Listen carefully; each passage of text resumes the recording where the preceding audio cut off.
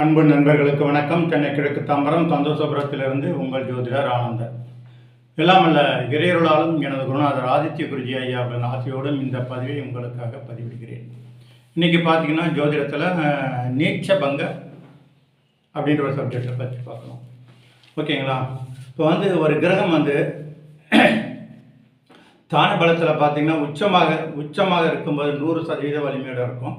மூலத்துரிகோணத்தில் இருக்கும்போது 80% வலிமை, ஆட்சி வீட்டில் இருக்கும்போது 60% வலிமையும், நட்பு வீட்டில் இருக்கும்போது 40% வலிமையும், சம வீட்டில் இருக்கும்போது 30% வலிமையும், பகை வீட்டில் இருக்கும்போது 20% வலிமையும், நீச்ச வீட்டில் இருக்கும்போது 10% வலிமையும் சொல்லப்படுது. ஓகேங்களா? இப்போ பார்த்தீங்கன்னா ஒரு கிரகம் வலிமையாக இருக்கும்போது தான் அந்த கிரகம் அதனுடைய ஆதிபத்தியத்தையும் காரகத்துவத்தையும் சிறப்பாக செய்ய முடியும். இப்போ ஒரு கிரகம் நீச்சமாக இருக்குது, நீச்சம் என்பது 0ன்னு சொன்னால் கூட 10% வலிமையோடு இருக்குன்னு எடுத்துக்கலாம். ஓகேங்களா? இப்போ நீச்ச கிரகம் தன்னுடைய ஆதிபத்தியத்தையும் காரகத்துவத்தையும் வலிமையாக செய்ய முடியாத அளவில் தான் இருக்கும். அப்போது அந்த கிரகம் நீச்சமடைந்த ஒரு கிரகம் மீண்டும் எப்போது நீச்ச பங்கத்தை அடையும் அப்படின்னு பார்க்கணும். இப்போ பார்த்தீங்கன்னா எப்போப்பெல்லாம் எந்த சந்தர்ப்பத்தில் நீச்சமடைந்த கிரகம் மீண்டும் பலத்தை அடையுது அதை தான் இப்போ நம்ம பார்க்க போகிறோம். ஓகேங்களா? இப்போ பார்த்தீங்கன்னா சூரியன் பார்த்தீங்கன்னா துலாமில் நீச்சம், சந்திரன் பார்த்தீங்கன்னா விருச்சிகத்தில் நீச்சம், செவ்வாய் பார்த்தீங்கன்னா கடகத்தில் நீச்சம், புதன் பார்த்தீங்கன்னா மீனத்தில் நீச்சம், குரு பார்த்தீங்கன்னா மகரத்தில் நீச்சம், சுக்கிரன் கன்னியில் நீச்சம், சனி பார்த்தீங்கன்னா மேஷத்தில் நீச்சம்.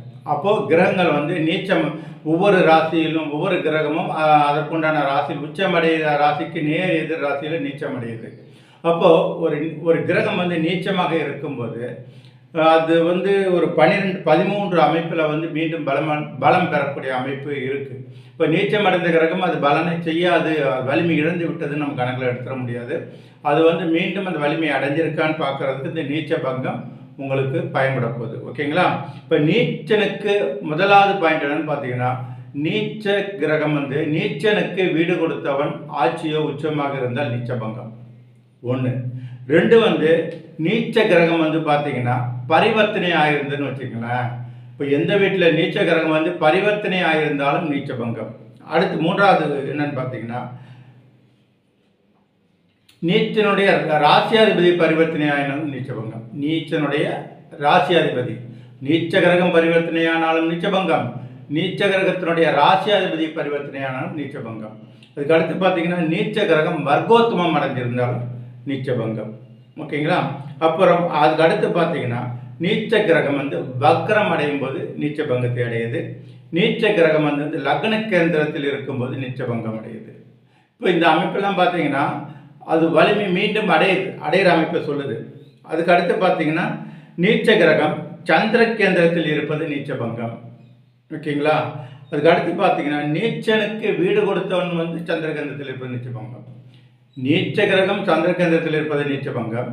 நீச்சனுக்கு வீடு கொடுத்தவன் சந்திர கேந்திரத்தில் இருப்பது நீச்ச பங்கம். அதே மாதிரி நீச்சன் பரிவர்த்தனை அடைவது நீச்ச பங்கம், நீச்சனுக்கு வீடு கொடுத்தவன் பரிவர்த்தனை ஆகும்போது நீச்ச பங்கம். ஓகேங்களா? அடுத்து பார்த்தீங்கன்னா நீச்ச கிரகம் சந்திர கேந்திரத்தில் இருப்பது நீச்சபங்கம். சந்திர கேந்திரத்தில் லக்ன கேந்திரத்தில் இருந்தாலும் நீச்சபங்கம், சந்திர கேந்திரத்தில் இருந்தாலும் நீச்சபங்கம். நீச்ச கிரகம் சுபத்துவம் அடைந்திருக்கும் போது நீச்சபங்கத்தை அடையுது. அதாவது நீச்ச கிரகம் இன்னொரு நீச்ச கிரகம் பார்க்கும்போது நேருக்கு நேராக பார்க்கும்போது நீச்சபங்கத்தை அடையுது. இப்போ நீச்ச கிரகம் இன்னொரு உச்ச கிரகத்தோடு இணையும் போது நீச்ச கிரகம் இன்னொரு உச்ச கிரகத்தோடு இணையும் போது நீச்ச பங்கத்தை அடையுது. நீச்ச கிரகம் அம்சத்தில் சுப வர்க்கம் ஏறும்போது நீச்ச பங்கம் அடையுது. நீச்சனுக்கு வீடு கொடுத்தவன் பார்த்தீங்கன்னா சந்திர கேந்திரத்தில் இருந்தால் நீச்ச பங்கம். இப்போ நீச்சன் சந்திர கேந்திரத்தில் இருந்தால் நீச்ச பங்கம், நீச்சனுக்கு வீடு கொடுத்தவன் சந்திர கேந்திரத்தில் இருந்தால் நீச்ச பங்கம் அந்த அமைப்பு. அதுக்கடுத்து பார்த்தீங்கன்னா நீச்ச கிரகம் திக்பலம் அடைவது நீச்ச பங்கம். இப்போ இந்த அமைப்பில் பார்த்தீங்கன்னா ஒரு 15 கிட்டத்தட்ட 15 அமைப்பில் பார்த்தீங்கன்னா நீச்ச கிரகம் மீண்டும் பலத்தை அடையுது. இப்போ இந்த அமைப்பு பிரகாரம் பார்த்தீங்கன்னா நீச்ச கிரகம் மீண்டும் பலத்தை அடையக்கூடிய அமைப்பு வருது இல்லைங்களா?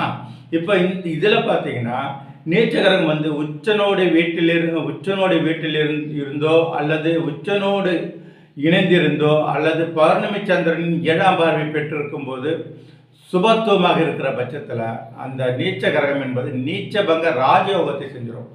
நீச்ச கிரகம் நீச்ச பங்கத்துக்கும் நீச்ச பங்க ராஜயோகத்துக்கும் என்ன டிஃபரன்ஸ் பார்த்தீங்கன்னா, நீச்ச பங்கம் ராஜயோகத்தை அடையக்கூடிய கிரகம், உச்சம் என்பது 100% வலிமை இல்லைங்களா, 120% வலிமை செய்யக்கூடிய அமைப்பில் நீச்ச பங்க ராஜயோகத்தை அடைந்த கிரகம் செய்யக்கூடிய அமைப்பில் வந்துடும். அப்போது ஒவ்வொரு கிரகமும் பார்த்தீங்கன்னா அது நீச்ச பங்கத்தை தரக்கூடிய கிரகங்களில் எந்த வலிமை இருக்கோ அந்த வலிமை அந்த கிரகம் மீண்டும் அதை அடையுது. அதே நீச்ச பங்க ராஜயோகத்தை எப்போ அடையுதுன்னு பார்த்தீங்கன்னா, நீச்ச கிரகம் உச்சனோடு இணைந்து இருக்கும்போதோ இல்லை உச்சனோடு வீட்டில் இருக்கும்போதோ அல்லது பௌர்ணமி சந்திரன் 7ஆம் பார்வையை பெறும்போதோ பெற்று சுபத்துவமாக இருக்கிற பட்சத்தில் பௌர்ணமி சந்திரனை பார்வை 7ஆம் பார்வை பெற்றாலே நீச்சபங்க ராஜயோகத்தை அடைஞ்சிடும். உச்சன் வீட்டில் இருக்கும்போதோ உச்சனோடு இணைந்து இருக்கும்போதோ சுபத்துவம் கலந்துருதுன்னு வச்சுக்கலாம். அந்த இடத்துல அந்த கிரகம் பார்த்தீங்கன்னா 120% வலிமை அடைஞ்சிடும். நீச்சபங்க ராஜயோகத்தை செய்யக்கூடிய அமைப்பில் வந்துடும். அப்போ ஒரு கிரகம் நீச்சமாக இருந்தால் கூட இப்போ சொன்ன ஒரு 15 அம்சத்தில் இந்த 15 அம்சம் கட்டத்தவனா அதில் உங்களுக்கு போட சொல்கிறேன். இதில் வரும், பார்த்து தெரிஞ்சுக்கணும். ஓகேங்களா? இப்போ நான் வேகம் படிச்சுட்டேன், திருப்பி கேட்டாலே உங்களுக்கு ஞாபகத்தில் வரும். இப்போ இந்த 15 அம்சத்தில் நீச்சபங்கம் ராஜயோகத்தை நீச்சபங்கம் அடையுது. நீச்சபங்க ராஜயோகம் உச்சனோடு இணைந்து உச்சனோடு வீட்டிலிருந்து சந்திரகேந்திரத்திலிருந்து சுபத்துவம் கலக்கும்போது அந்த இடத்துல அந்த கிரகம் நீச்சபங்க ராஜயோகத்தை அடைந்துள்ளது. இப்போ நீச்சபங்க ராஜயோகம் நீச்சபங்கத்தை அடைந்த கிரகம் தன்னுடைய ஆதிபத்திய காரகத்துவத்தை மீண்டும் செய்யக்கூடிய அமைப்பில் வந்துடும். நீச்சமான கிரகம் தன்னுடைய ஆதிபத்திய காரகத்துவத்தை செய்ய முடியாத நிலைமையில் இருக்கும்.